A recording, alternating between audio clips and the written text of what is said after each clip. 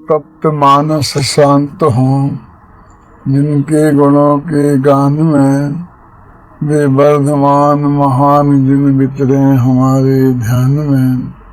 नमः समय साराय स्वानुभूत्या चकास्ते चित स्वभावाय भावाय सर्व भावं कलच्छति पंडित शब्द सद्य ध्रुमचल मरो वयम गयम पत्ते वो चांदी समय पावड़ में से केवली परमागम भेद ज्ञान का सार। समानता तो है ही, क्योंकि आत्मा को अजर अमर, अग्नि से जलता नहीं, पानी से जलता नहीं, ऐसा भी गीता में बताया है। वेदांत में समय सार में भी ऐसा ही बताया है। लेकिन फंडामेंटल अंतर क्या है, मैं 2 मिनट आपका ध्यान उस तरफ आकर्षित करना चाहता हूँ। वो लोग कहते हैं कि ये सारी दुनिया अलग अलग है, ये अज्ञान है। सबको एक मानना ये ज्ञान है। सर्वम खलमिदं ब्रह्मा नेह नानास्ति कंचन आरामं तस्य पश्यन्ति न तम पश्यन्ति कश्चन। सारी जगत ब्रह्ममय है, सिया राम में सब जग जाने।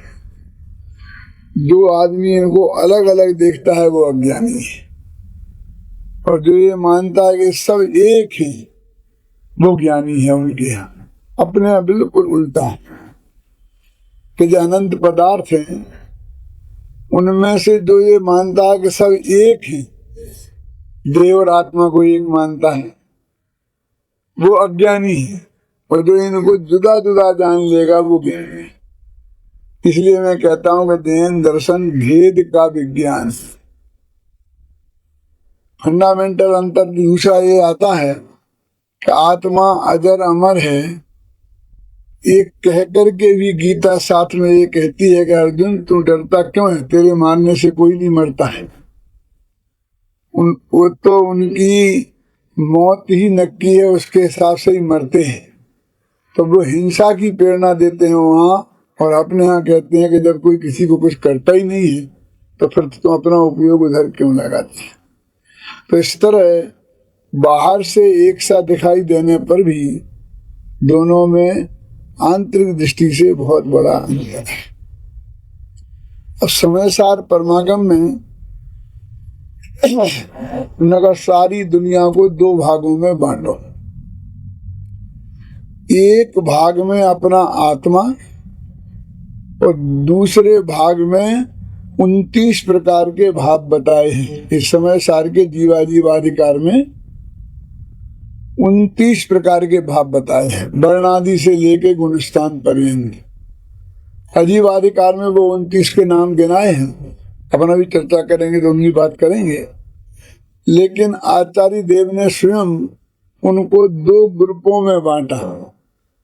तो एक का नाम रखा वर्णादि, जिसमें 20 हैं, और दूसरे का नाम रखा रागादि, जिसमें 9 है।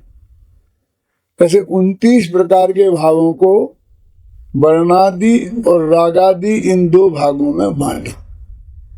जैसा कि दौलत राम जी ने लिखा, वर्णाद्यावा राग मोहादयो वा सर्वे भावा भिन्न एवास्य पुंसा। वर्णादि अनुराग आदि तेने भाव को न्यारा किया। तो 2 ग्रुप में उनने भी बांधा। समय सार में भी कलश है, वर्णाद्यावा राग मोहादयो वा सर्वे भावा भिन्न एवास्य पुंसा। पुंसा माने भगवान आत्मा। अपने भगवान से ये वर्णादि भाव और रागादि भाव सब भिन्न ही है। ये 2 ग्रुप इसलिए बांटे कि 29 कौन याद रखता है, किसको कौन चर्चा करता है। तो 2 ग्रुपों में हम समझ लें। अब जो वर्णादि में जो 20 हैं उसका आधार क्या, और रागादि में जो 9 हैं उसके बंटवारे का आधार क्या। तो हमारे कर्म, द्रव्य कर्म के उदय से 2 तरह के फल हमारे जीवन में आते हैं। एक तो ये बाहर के संयोग मिलते हैं, और एक हमारे अंदर में मोह राग द्वेष के परिणाम होंगे। संयोगों को बोलते हैं नो कर्म, और मोह राग देश के परिणामों को बोलते हैं भाव कर्म, और ज्ञानावरण आदि है द्रव्य कर्म। तो तीन चीजें हो गई, द्रव्य कर्म, नो कर्म और भाव कर्म। तो अभी जो कर्म के उदय से पर पदार्थों का संयोग मिला, वो सारे संयोग का एक नाम है नो कर्म, और उन कर्मों के उदय से जो मोह राग देश के परिणाम हुए, उन सब का एक नाम है भाव कर्म। अब ये जो ज्ञानावरण आदि कर्म है, उनमें भी थोड़ा वर्गीकरण कर दें तो हातिया कर्मों के उदय से जो भाव होते हैं वो है भाव कर्म, और अघातिया कर्मों के उदय से जो संयोग मिलते हैं वे है नो कर्म। अघातिया कर्मों का उदय संयोगों में निमित्त है, और घातिया कर्मों का उदय विकार में निमित्त है। अब इन्होंने राग आदि में लिया वो भाव कर्म वाला हिस्सा, और वर्ण आदि में लिया नो कर्म वाला हिस्सा और द्रव्य कर्म वाला हिस्सा। तो वर्ण आदि जिसमें शरीर आता है, तो शास्त्रों में दो प्रकार के व्यवहार नय का वर्णन है जो इससे सीधा डायरेक्ट संबंधित है। एक का नाम है सद्भूत और एक का नाम है असद्भूत। असद्भूत व्यवहार नय जो संयोग को बताता है, जो हमें पुण्य कर्म के उदय से पाप कर्म के उदय से जो अनुकूल प्रतिकूल संयोग मिले, उन सबको आत्मा के साथ जोड़ने वाला असद्भूत व्यवहार में है, क्योंकि वो संबंध वास्तविक नहीं है, सद्भूत नहीं है, इसलिए उसका नाम है असद्भूत। और वो जन्मागम में कहा गया है वो कोई साधारण बात नहीं है, उसकी बहुत उपयोगिता जनागम में बताई है। क्योंकि यदि ये नहीं माने तो सारा चरणान योग पे क्रॉस लगाना पड़ेगा, क्योंकि चरणान योग तो यही कहता है ना, हाथी जीव, घोड़ा जीव, मक्खी मच्छर जीव, इनको तुम मत मारो। अब देह और आत्मा ये दोनों मिलकर जीव कह रहा है ना, ये दोनों मिलकर जीव का है असद्भुत व्यवहार नय के। यदि असद्भुत व्यवहार नय को सर्वथा झूठा मानोगे तो फिर ये जीव नहीं कहलाएंगे, फिर इनकी दया नाम की कोई चीज नहीं रहेगी। चरणान योग का जो पूरा आधार है ये असद्भुत व्यवहार में है।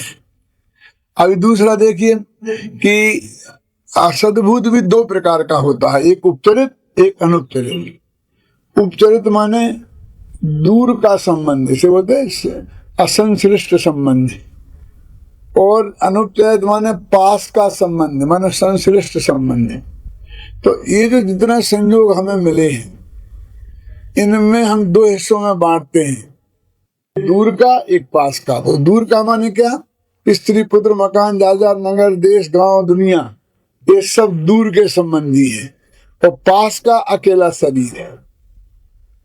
शरीर को बोलते हैं अनुपचरित असद्भूत व्यवहार नय से अपना है, मैं उसकी क्रिया का करता हूँ, मैं उसका भोगता हूँ।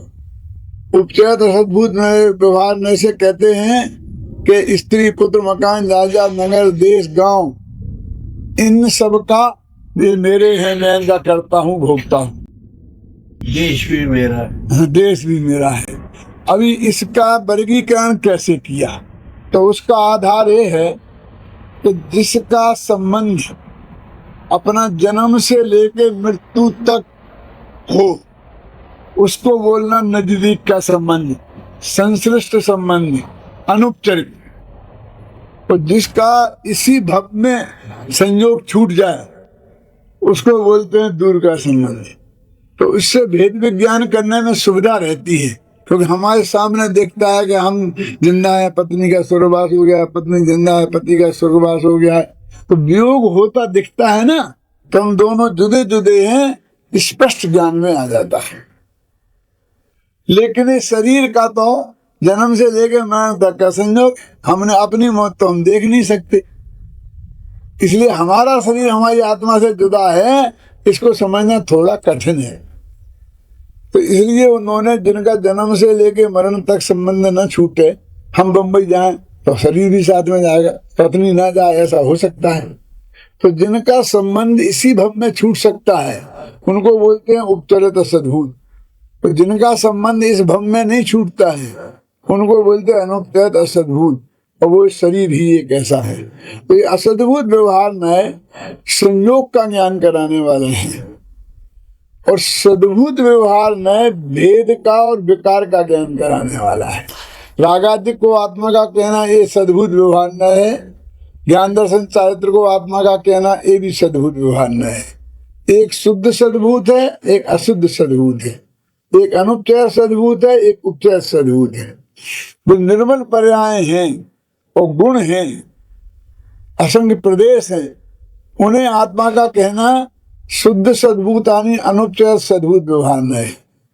और जो राग द्वेष मोह विकारी परिणाम हैं उन्हें आत्मा का कहना, आत्मा को उनका कर्ता कहना, ये उपचरित सद्भूत व्यवहार न है। ये सद्भूत क्यों? क्योंकि ये आत्मा में है, एक्चुअल है। ऐसा नहीं है कि ये ऊपर की बाहर की चीज है, ये शरीर बाहर का चीज है, स्त्री पुत्र बाहर की चीज है, मकान जायदाद नगर देश गांव, लेकिन ये राग देश आत्मा में है, ज्ञान दर्शन चारित्र भी आत्मा में है। तो ये इसको भेद व्यवहार भी बोलते हैं, क्योंकि आत्मा अखंड है, उसको भेद करके बताया, इसलिए अनंत गुण वाले को व्यवहार बोलते हैं, रागादिक को। तो ये रागादिक को दूर का संबंध है। क्यों? कि ये आत्मा का विकार है, ये आत्मा को तकलीफ पहुंचाने वाला है। कोई दुनिया में अपने में भी पैदा हुआ हो लेकिन अपने को तकलीफ पहुंचाने वाला हो तो दुनिया में कोई उसे अपना नहीं हुआ।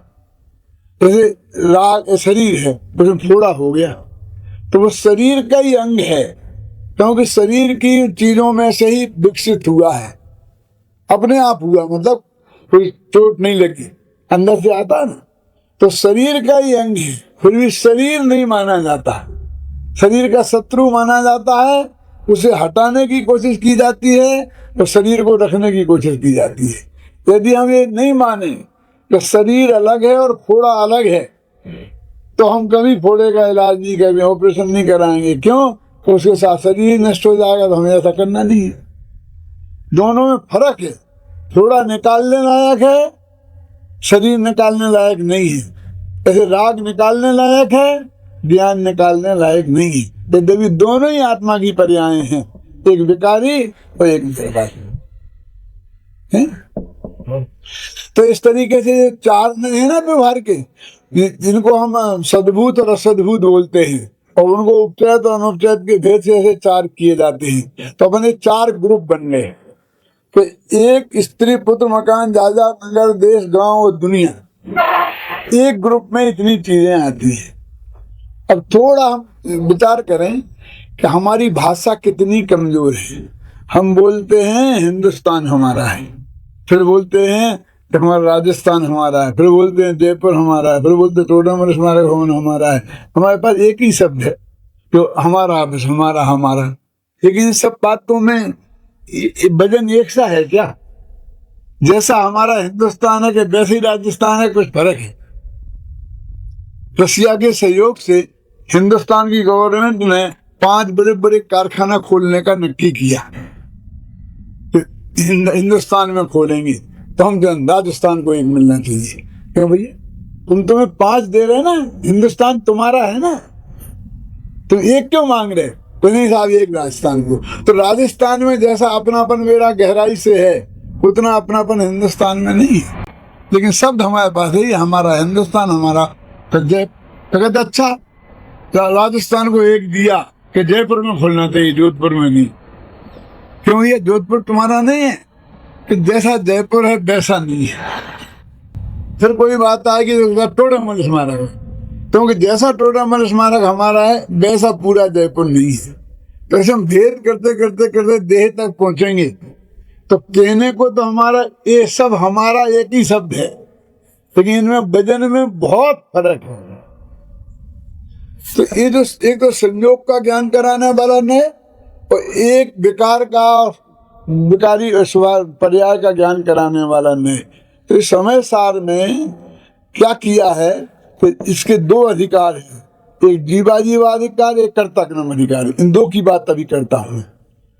तो ये जो आओ पंडित जी आओ।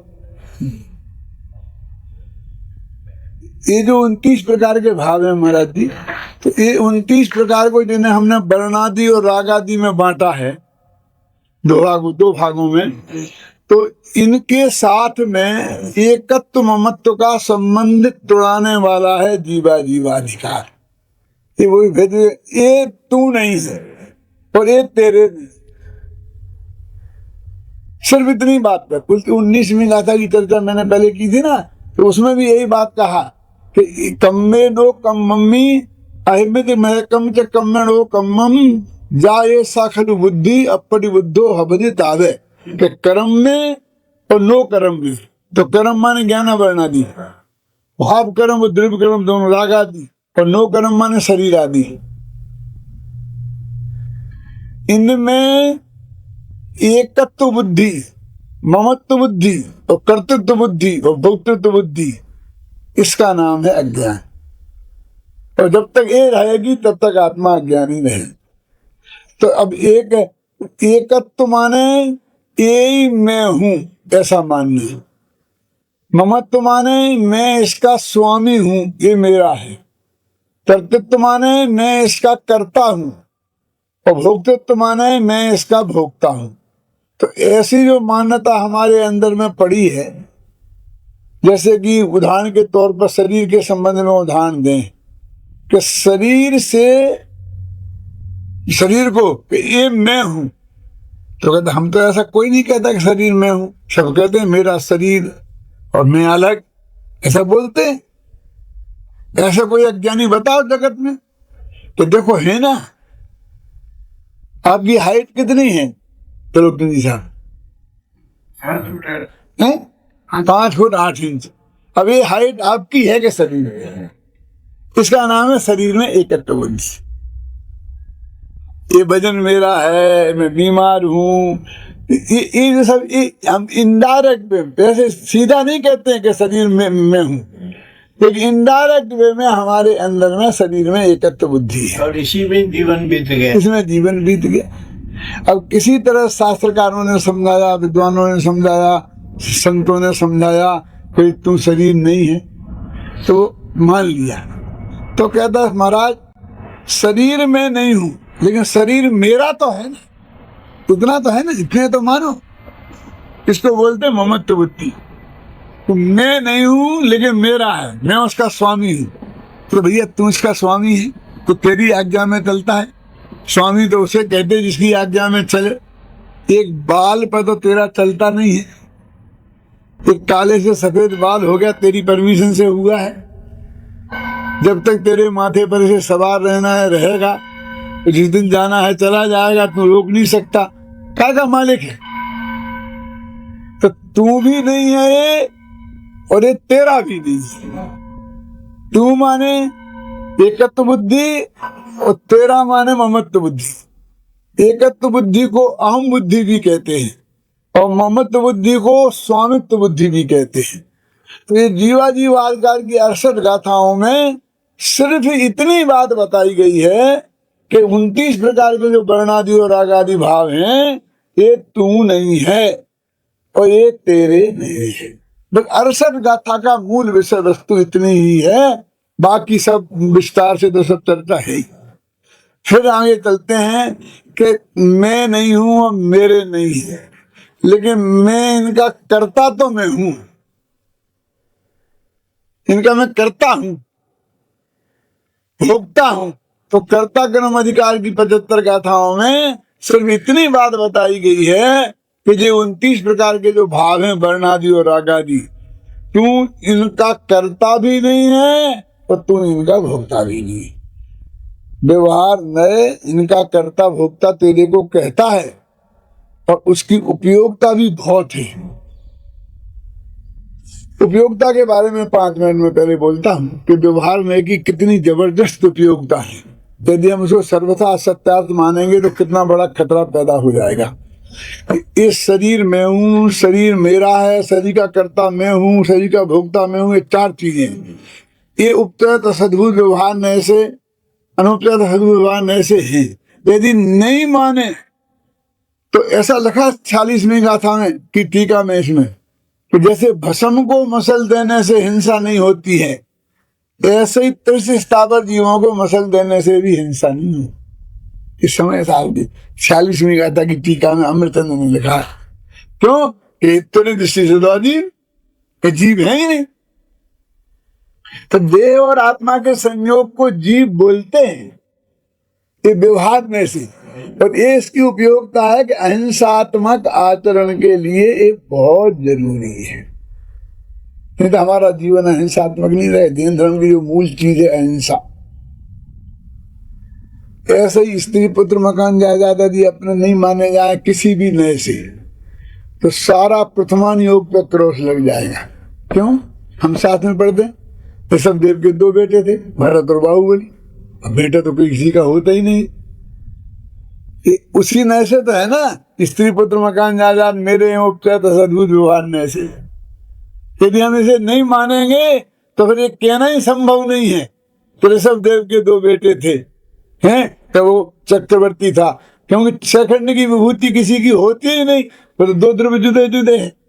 तो चक्रवर्ती, तीर्थंकर, नारायण, ये सारी जो हमारी केसर सदा का महापुरुषों का जीवन चरित्र है, इस पर क्रॉस लगाना पड़ेगा।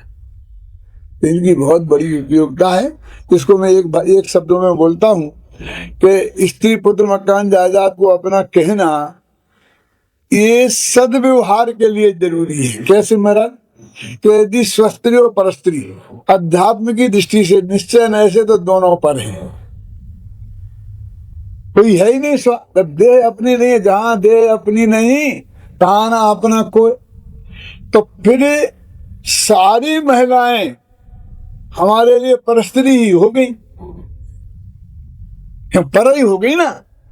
तो पर हो गई तो अणुवृत्त नहीं बनेंगी। अणुवृत्त में तो ये बोलते हैं ना कि परस्त्री का त्याग और स्वस्त्री का ग्रहण। तो हमारा कोई रहा ही नहीं, तो ये 2 भेद कैसे होंगे? ये तो इसी नए से है। जैसे मैंने इतना परिग्रह रखा तो इतना छोड़ा, ये मकान मेरा है और पड़ोस का मकान मेरा नहीं है, ये कौन से नए से? इसी नए से है। तो फिर हम पड़ोस के दुकान पर मकान में घुस जाएंगे तो हमारी हालत पशुओं जैसी हो जाएगी। ये जो व्यवहार नए है असद्भुत, ये आदमी को पशुओं जैसा नहीं बनने देता है।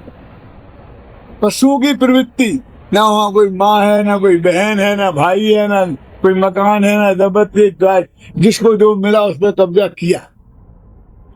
ख्याल में है ना? ऐसा मनुष्य का भी जीवन ऐसा हो जाएगा।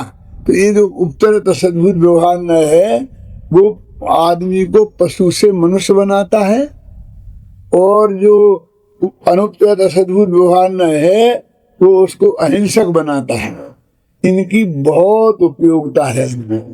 लेकिन अब एक बात रखना है कि स्त्री पुत्र मकान जायदाद और शरीर, इनकी उपयोगिता तो बहुत है। तो क्या इसे अनंत काल तक अपने साथ ही रखना है? क्यों? स्त्री पुत्र मकान जायदाद को रखना है कि छोड़ना है? बोलो। इसको छोड़ सकते हैं ग्रहण। हाँ, वो तो है ही। लेकिन वो व्यवहार की बात चल रही ना हमारा। यदि इसको छोड़ना है, हमें दीक्षा लेनी है, हमें ध्यान करने हैं, तो इस नए को हे मानना पड़ेगा। ये नए को अपना कहता है, उनको वे अपने नहीं हैं, ये मानना पड़ेगा। इसका नाम है कुछ नए का ही। ये मान्यता में होता है, ये कोई क्रिया में थोड़ी है कि पूजा पाठ छोड़ दिया तो व्यवहार नए का ही हो गया। ऐसा नहीं है। वो नए जिन्हें अपना कहता था, उनको रखकर हम मोक्ष नहीं जाएंगे। ले दौलत प्राण प्रिया को हम मुक्ति ना जाने पाएंगे। यदि एकाकी चल पड़े नहीं तो यहीं खड़े रह जाएंगे। तो इन्हें छोड़ के जाना है ना।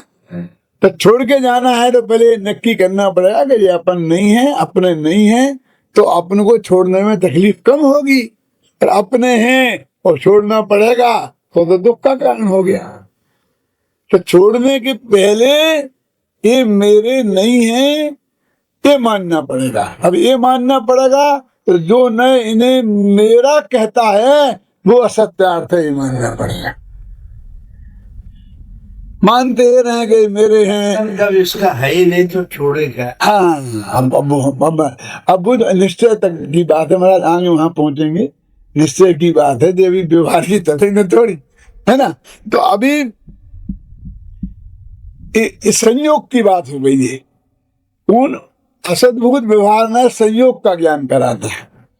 अब सद्भुत व्यवहार में संयोगी भाव का ज्ञान कराता है। संयोगी भाव बोलते संयोग के लक्ष्य से उत्पन्न होने वाले रागादि विकारी भाव। तो कहते रागादि विकारी भाव मेरे हैं ही नहीं। कुछ अपन कहते हैं ना, भिन्ना भावा एव सर्वास्व पुंसा तागादेव वर्णादेवा राग मोहादेवा सर्वे भावा भिन्न एवास्य पुंसा। यदि है ही नहीं और हम उसके कर्ता भोक्ता नहीं हैं तो संसार में क्यों रिखड़ रहे? फिर कर्म का बंध क्यों हो रहा? फिर ये सारा संसार ही काल्पनिक सिद्ध हो जाएगा। तो ये तो फैक्ट है ना कि वो रागादिक भाव हैं और हम उनके कर्ता हैं, तभी तो हमें कर्म का बंध हो रहा। सुने, एक तो उसकी उपयोगिता हुई। मैं लंबाता नहीं हूं क्योंकि अपन को आगे बढ़ेंगे। तो ये उपयोगिता हुई। अब कहते हैं कि रागादिक भाव लेकर साथ में मोक्ष में जाओगे। तो रागादिक भाव नाश करने के लायक हैं कि नहीं, छोड़ने लायक हैं कि नहीं के हैं। तो फिर तुम ये नहीं मानोगे कि रागादिक मेरे से जुदे हैं, तो तुम रागादिक का नाश करोगे तो तुम्हारा नाश हो जाएगा। तो आत्महत्या तो कोई करना नहीं चाहता, तो क्या भी रागादिक भी रहने दो, है ना। मेरे कोई तकलीफ हुई, मैं डॉक्टर के पास गया और डॉक्टर ने कहा कि देखो भाई साहब, इसका ऑपरेशन करेंगे तो आप के बचने की कोई गारंटी नहीं है। कि कितने परसेंट? कि 2% बच सकते हो, 98% की गारंटी नहीं है कि रहने दे भैया, हम बीमारी के साथ ही जी लेंगे। तो राग के नाश के साथ हमारा नाश हो जाए तो हम कहेंगे हम राग के साथ ही जी लेंगे, हमें नहीं दीजिए। तो आचार्य बताते हैं कि बिल्कुल राग जुदा है, तू जुदा है। राग का नाश हो सकता है और तू बिल्कुल सेफ है। राग का नाश करने से तेरे को कोई तकलीफ नहीं होगी, तो क्योंकि तुम जुदे जुदे हैं। इसलिए जिस राग का करता तो उसको बताया था, अब उसको कह रहे कि तू उससे बिल्कुल जुदा है। नहीं तो राग को हे कैसे कहेंगे? आत्मा को उपाधि और राग को हे। फिर कहते हैं राग, अभी ये राग निपटा, इसका नाम है उपचरित सद्भुत व्यवहार न्याय। अब एक है अनुपचरित सद्भुत व्यवहार न्याय। ये जगह थोड़ा सा बारीक है कि आत्मा में जो असंख्यात प्रदेश हैं और आत्मा में जो अनंत गुण हैं और अनंत गुणों की निर्मल प्रणमन सम्मत दर्शन ज्ञान चारित्र हैं, केवल ज्ञान है, इतनी चीजें हैं। ये अनुपचरित सद्भुत व्यवहार न्याय के विषय बनती है। अनुपचरित सद्भुत व्यवहार न्याय इन्हें अपनी कहता है, इनका कर्ता भोक्ता भी अपने को कहता है, इनका स्वामी भी अपने को कहता है। तो अब ये कहते हैं कि क्या आत्मा में अनंत गुण नहीं है, असंख्यात प्रदेश नहीं है कि हैं? तो यही तो कहता है वो शुद्ध सद्भुत व्यवहार ने। तो कहते हैं ये उनको अपना मानना जरूरी है। अब सवाल ये है कि जब तेरे दिमाग में अनंत गुण आते रहेंगे, असंख्य प्रदेश आते रहेंगे, तब आत्मा का अनुभव संभव नहीं है, क्योंकि ये विकल्प की उत्पत्ति होती है और अनुभव निर्विकल्प में होता है।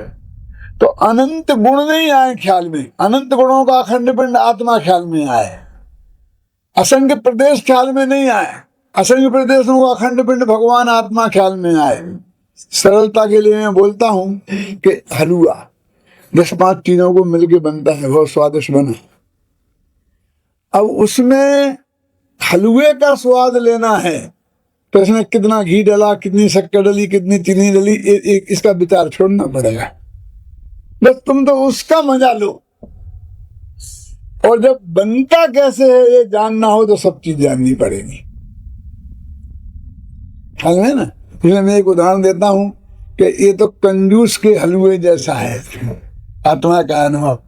तो कंजूस का हलवा कैसा कि अपने घर में तो कभी हलवा बनाता नहीं है, लेकिन कभी मेहमान आ जाएं और बनाना पड़े, ख्याल में है ना, तो बाजार से सब चीजें लाता है और सोचता है कि ये तो मेहमान बहुत महंगा पड़ा, 100 रुपये किलो का तो घी, इतनी चीनी, ये तो 1000 रुपये खर्च हो गए होंगे। तो जब मेहमान के खाने को बैठता है तो साथ में उसको भी बैठाता है, दोनों बैठते हैं, लेकिन मेहमान को जैसा मजा आता है उसे नहीं आता, क्योंकि वो उस भाव ताव के विकल्प में 1000 रुपये खर्च करने के विकल्प में रहता है। अरे भाई तुम अभी इस वक्त विकल्प छोड़ तो तेरे को हलवे का स्वाद आएगा। ऐसे अनंत गुण हैं, असंख्य प्रदेश हैं, इनका विकल्प तोड़, तो तेरे को आत्मा का अनुभव होगा। इसलिए इस दृष्टि से इस व्यवहार नए को भी जन्नत में हे कहा है, लेकिन तारों एक से नहीं है। कितना फर्क है, एक तो स्त्री पुत्र मकान मेरे, सारा हिंदुस्तान मेरा कहना, और एक आत्मा में ज्ञान दर्शन गुण है उनको अपना कहना। दोनों में फर्क नहीं है। ये तो वास्तव में ही अपने नहीं है सारा हिंदुस्तान, तो उसमें हमारा कुछ भी नहीं चलता है, और ये गुण तो हम में हैं, तो दोनों को अपने व्यवहार शब्द से प्रयोग किया गया है। इसलिए सारे दान 12 पसरी नहीं नापा जा सकता है। तो ये कर्ता का जीवाजीवाधिकार में, जीवाजीवाधिकार में वर्णादि से लेके गुणस्थान पर्यंत जो भाव हैं 29 प्रकार के, जिन्हें हम वर्णादि और रागादि कहते हैं, देखो उसमें गुणस्थान भी भाव है। तो मतलब 14 गुणस्थान आत्मा नहीं है, ऐसा वर्णादि से लेके गुणस्थान पर्यंत ऐसा शब्द मूल गाथा में आया है। तो वो इन भावों का ये मैं हूं और ये मेरे, इन दो बातों का निषेध जीवाजीवाधिकार की 68 गाथाओं में कहा गया, किया गया है। और फिर मैं इनका करता हूं और मैं इनका भोगता हूं, इसका निषेध कर्ता कर्म अधिकार में किया गया है। मैं डिटेल में बाद में बात करूंगा, थोड़ा संक्षेप में वो आइडिया बताना चाहता हूं। अभी एक प्रश्न खड़ा होता है कि भैया तुम ये कह रहे हो तो मैं नहीं हूं, मेरे नहीं है। थोड़ा देखिए, तो एक संस्था बनाई हमने, टोडर मल स्मारक भवन बनाया, मेहनत करके खड़ा किया, तो उसे मैं हूँ, मैं तो अभेद हो गया है। मैं तो पंडित हुसैन भेद ही नहीं करता हूँ, सपना भी आता तो स्मारक भवन का आता है। तो ऐसा मैं एकत्व साबित करता हूँ। तो समझाया कि धोखे में मत रहना, ये बिल्कुल जुदी चीज है, तू जुदी चीज है, तू चला जाएगा ये रह जाएगा। तो मैंने मान लिया कि हाँ ये मैं नहीं हूँ, लेकिन है तो मेरा ना। तो ये कैसा मेरा है कि मैं ट्रस्टी हूँ, मैं इसका अध्यक्ष हूँ, मैं इसका मंत्री हूँ। तो भैया ट्रस्टी का अर्थ समझता है?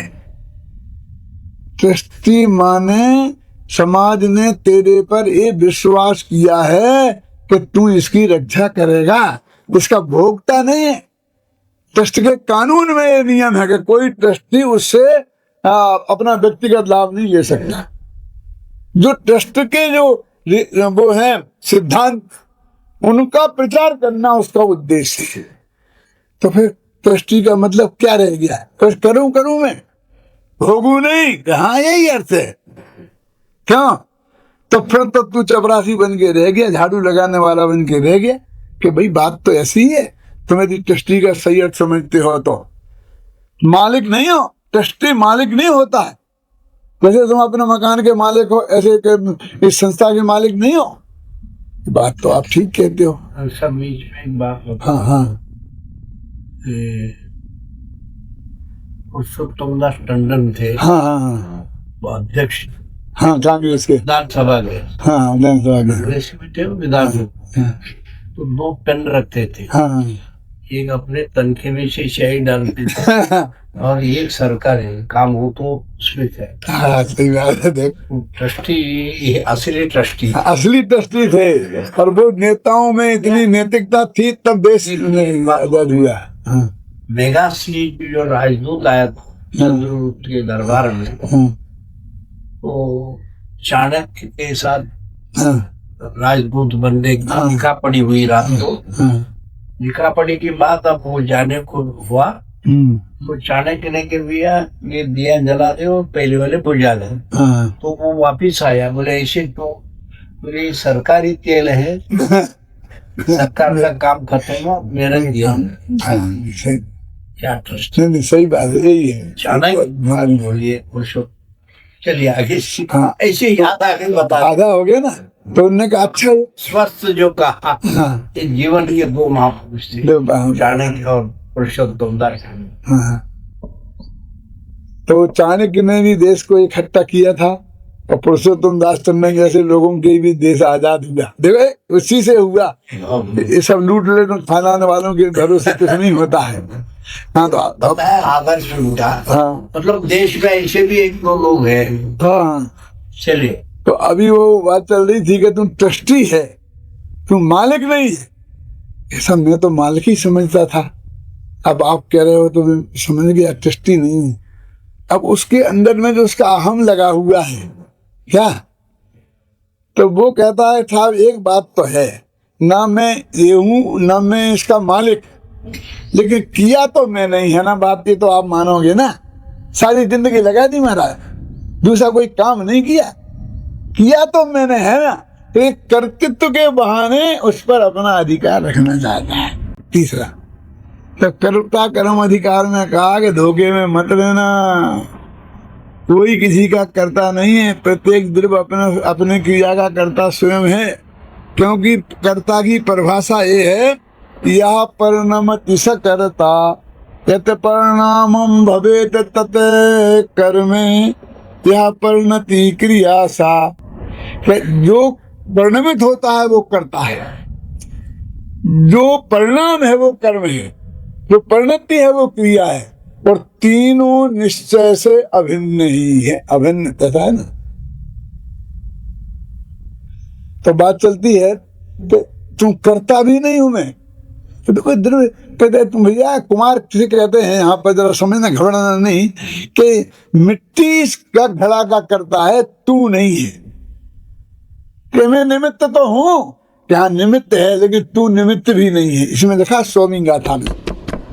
तो क्या है, तेरा योग और उपयोग निमित्त है। योग माने ये हाथों का ऐसी क्रिया हुई ना मनोरंजन काय की, और उपयोग तेरा ज्ञान भी इसमें लगा। तो समझिए, ज्ञान राग तो मेरो मिलो, करनो धरनो तनिको मिलो। तो कहते हैं ये तो मिट्टी इसका करता है।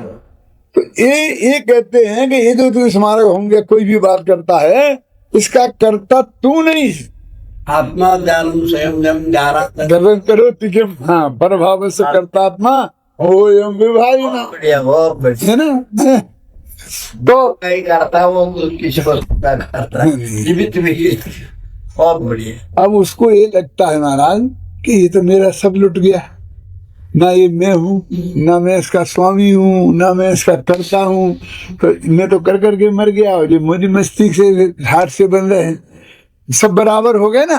तो वो कहता देखो साहब एक बात बताओ, मैं इसका उपभोग तो कर सकता हूँ, यहाँ प्रवचन होता है तो मैं सुन तो सकता हूँ, मंदिर में भगवान विराजमान है तो मैं पूजन तो कर सकता हूँ, यानी उसका उपभोग करने का अधिकारी तो मैं हूँ। जो भी इसकी उपयोगिता है तो समाज के लिए है, तो वो उपयोग मैं करूं, तो मैं भोक्ता तो रहा। तो भोक्तत्व के बहाने फिर अपना संबंध किसी ना किसी तरीके से कायम रखना चाहता हूं। भोक्ता तो हूं, उपयोग तो मैं कर सकता हूं, मेरे काम की तो चीज है। तो मैं कोई ऐसा उपयोग नहीं करूंगा, भगवान के दर्शन करूंगा, पूजन करूंगा, स्वाध्याय करूंगा, लाइब्रेरी है, महर्षि का प्रवचन सुनूंगा। तो ये भोक्ता तो मैं हूं, काम तो मेरे आएगा। तो ये भोक्तृत्व के बहाने इनडायरेक्ट कर्तृत्व को थोपना चाहता है, यानी संबंध किसी ना किसी तरीके से मेरा काम रहना चाहिए। और आचार्य कहते हैं नास्ति सर्वोपि संबंधो पर द्रव्यात्म तत्वयोग। पर द्रव्य में और आत्म तत्व में कोई भी संबंध, 200 कलश है, 199 या 200 कलश है, उसमें लगा मेरा पर के साथ में कोई भी संबंध नहीं।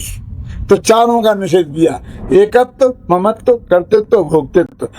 144 गाथा होगी, माने जीवा जीवाधिकार तो कर्ता कर्म अधिकार निपट गया।